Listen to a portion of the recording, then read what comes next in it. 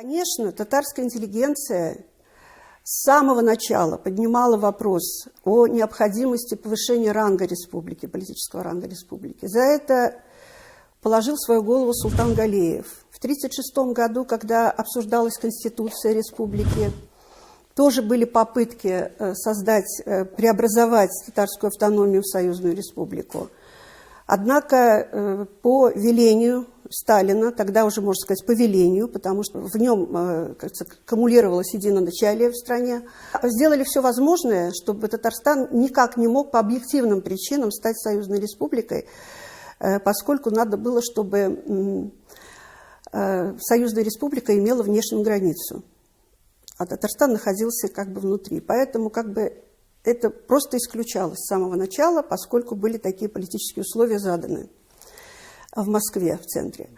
Но, тем не менее, после смерти Сталина, опять-таки уже в 1953 или 1954 году, точно не помню, в Академию наук поступило письмо от коллектива творческой интеллигенции, коллективное письмо, вернее, о том, что необходимо Татарскую АССР преобразовать в союзную республику. Дальше, вот весь этот период оттепели, так называемый, татарская интеллигенция неустанно на всех мероприятиях районного, городского, республиканского уровня ставила вопрос о необходимости преобразования татарской автономии в союзную республику.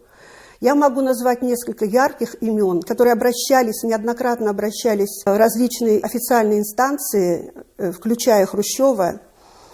Это Нурихан Фаттах, известный татарский писатель. Это Шайхи Маннур, известный тоже татарский писатель, судьба которого складывалась очень сложно. Тем не менее, человек шел своим путем, он отстаивал национальную идею, о которой он ярко и громко заявлял. Это был Гази Кашаф, который, наверное, один из первых поставил вопрос о том, почему татарская АССР со всеми своими экономическими показателями, потенциалом развития не является союзной республикой. Дальше вот эта тенденция в развитии национальной политической жизни в республике несколько утихает, но в 1964 году, когда к власти пришел Леонид Ильич Брежнев, Амирхан Еники тоже написал письмо, пошел с этим письмом к Батыеву посоветоваться. Он тогда был председателем Президиума Верховного Совета ТАССР.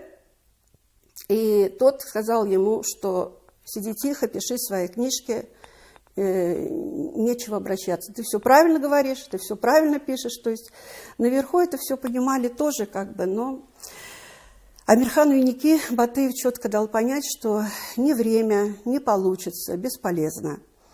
Опять всколыхнулась эта энергия повышения статуса республики в период принятия Конституции 1978 года.